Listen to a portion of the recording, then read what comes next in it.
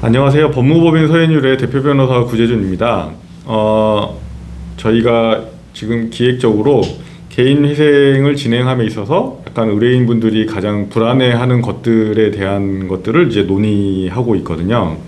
그것들 중에 하나로 개인 회생을 하게 되면 이게 이제 약간 채무가 많아서 발생하는 문제다 보니까 딴 사람들한테 이런 개인 회생을 한다라는 것이 알려지면 어떻게 하느냐라는 고민이나 걱정들을 많이들 하시는 것 같아요.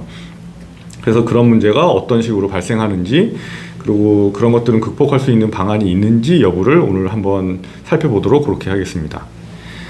일단 개인 회생이라고 하는 것은 기본적으로 법원에서 진행되는 절차이고, 취지 자체는 일반적인 법원에서 진행되는 재판이라든가 이런 거하고 크게 다르지 않습니다. 그래서 나한테 부채가 과도하게 좀 발생을 하였고, 그 부채에 대해서 이 사람이 파산을 하면서 완전히 빚잔치를 하는 것보다는 일정한 절차를 통해서 회생을 하는 것이 훨씬 이롭다라고 판단되는 경우에 회생을 통해서 다시 이제 복귀할 수 있도록 도와주는 절차가 회생이거든요. 그런데 아까도 말씀드렸듯이 이것도 일반적인 법원에서 정해져 있는 절차이기 때문에 법원에서 정해져 있는 절차는 기본적으로 개인이 신청을 하고 개인에 대해서 결정이 떨어지는 것이지, 어떤 징벌적으로 이 사람에 대한 뭔가 부채가 많다는 사실이라든가 이런 것들을 주변의 모든 사람들한테 알려서 이 사람을 창피를 주거나 곤란하게 만들고자 하는 제도는 당연히 아닙니다. 다만 어떤 경우가 좀 있냐면, 법원에서 절차를 진행함에 있어서 회생이라고 하는 것은 이 사람이 가지고 있는 재산상 어떤 뭔가 변화라든가 문제가 있나 없나를 살펴보게끔 되어 있고요. 그 범위가 이 분에 한정되는 것이 아니고 그 주변인들, 예를 들어서 가족이라든가 배우자라든가 부모님이라든가 이런 분들이 연관되는 경우가 있어서, 그런 경우에 그런 분들에게 자료를 요청하는 과정에서 그런 자료 요청이 그분들에게 이 사람이 개인 회생을 진행하고 있다는 것을 알게 되는 계기가 되는 경우는 왕왕 있습니다. 예를 들어서 아버지를 부양해서 2인 가구 생계비를 요청하는 경우에 아버지한테 다른 재산이나 소득이 없는지를 확인하기 위해 법원이 아버지에게 과세증명서나 다른 서류를 요청하는 경우가 있는 경우도 있고요. 보통 청산가치를 반영함에 있어서 배우자의 재산들이 보통 많이들 들어가는 경우가 있거든요.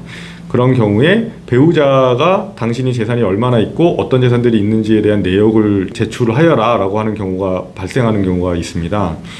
이런 식으로 어떤 특정한 청산가치의 재산 내역을 반영한다던가, 아니면 부양 가족을 산정하기 위해서 부양을 받는 사람이 맞는지를 확인하는 과정에서 어떤 특별한 과세 정보라든가 이런 것들을 요청하는 경우들이 많이 있고, 이렇게 되면 그 아버지에 대한 과세 정보라든가 아니면 배우자에게 동의를 받아서 재산 내역이라든가 이런 것들을 제출해야 되는 상황이 벌어지는 거죠. 여기에서 피치 못할 사정으로 회생을 이 사람이 진행하고 있다는 것을 알게 되는 경우가 발생하게 되는 것입니다. 그래서 법원에서 일부러 이런 사정을 제외하고는 특별히 개인의 어떤 신상 정보에 관련된 것들을, 특히 부채가 많아서 회생을 신청하고 있다라고 하는 사실을 주변에다가 알리거나 일부러 공고하거나 이런 사실은 전혀 있을 수가 없는 거고요. 그럼에도 불구하고 이런 사실이 만약에 주변 사람들에게 어떤 재산 내역이라든가 어떤 특정한 서류라든가 과세 정보라든가 이런 것들의 제출을 요청해야만 하는 상황이 벌어져서 주변 사람들이 알아야만 하는 상황이 피치 못하게 발생하는 경우에 어떻게 할 것이냐의 문제도 저희가 한번 고민해 볼 필요가 있겠습니다. 제일 좋은 것은 이렇게 도움을 받을 수 있는 상황이라면 도움을 받아서 자료를 제공하게 되면 회생 제도가 훨씬 수월하고 원활하게 진행되는 것은 맞고요. 다만 그것이 어려운 경우들도 굉장히 많이 있거든요. 그러니까 형식적으로 이제 배우자로 되어 있기는 하지만 두 분이 이제 실질적으로는 별거 상태가 오래돼서 상대방에게 재산 내역에 대한 동의를 받아서 재산 내역을 확보하는 것이 어려운 케이스가 있었습니다. 이런 경우에는 알려지는 것도 곤란할 뿐만 아니라 실질적으로 동의를 받아서 재산 내역을 제출하는 것 자체도 약간 어려운 상황이 있었거든요. 이런 경우에도 회생이 안 되는 것은 절대로 아닙니다. 다른 방법이 있고 다른 수단을 통해서 상대방에게 알려지지 않거나 또는 상대방이 동의를 해주지 않는 경우에도 여러 가지 자료들을 저희가 확보할 수 있는 방법이 있습니다. 대표적인 거로 아까 전에 말씀드렸던 그 아버지 부양료 같은 경우에도 아버지에 대한 과세증명서라든가 기초 서류 같은 경우를 사실조회 신청이라든가 그 진술서라든가 이런 것들을 통해서 대체를 하게 되면 법원에서는 이런 자료들에 대해서도 충분히 인정을 해주고 있거든요. 이런저런 것들이 다 불가능한 상황에서는 아버지를 부양가족에서 제외를 하고 일부 추가 생계비를 요청해서 변제금이나 변제기간을 조율해서 개시 결정을 받는 경우도 굉장히 많이 있습니다. 개인 회생 절차를 진행하면서 느끼는 건 법원에서 무리한 서류 발급을 요청하는 경우도 사실은 조금 있는 것 같습니다. 그리고 그 개인회생제도가 처음 생겼을 때에는 심지어 어떤 경우도 있었냐면 직장에 다니는지 여부를 확인하기 위해서 직장에 전화를 걸어서 이제 확인하는 경우도 있었거든요. 그렇게 되면 불가피하게 이제 직장에 이 사람이 회생 절차에 들어갔다는 사실이 알려지는 경우도 예전에는 많이 있었습니다.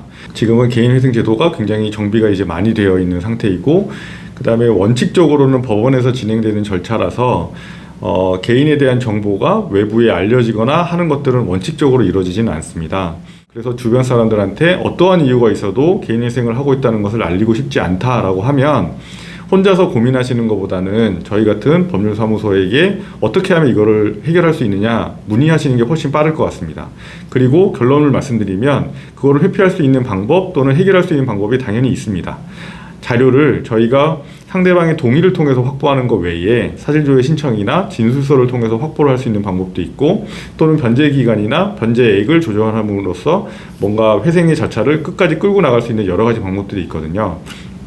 그래서 막연하게 주변 사람들한테 알려질 수 있지 않느냐라는 생각 때문에 회생 절차를 두려워하시는 것보다는 법률사무소의 상담을 통해서 어떻게 하면 이 문제를 해결할 수 있는지 한번 확인해 보시고, 그런 방법이 있다면 지금 괜히 채무 때문에 고통받으시는 것보다는 빨리 상담을 통해서 해결하시는 것이 훨씬 더 현명하지 않을까 생각됩니다.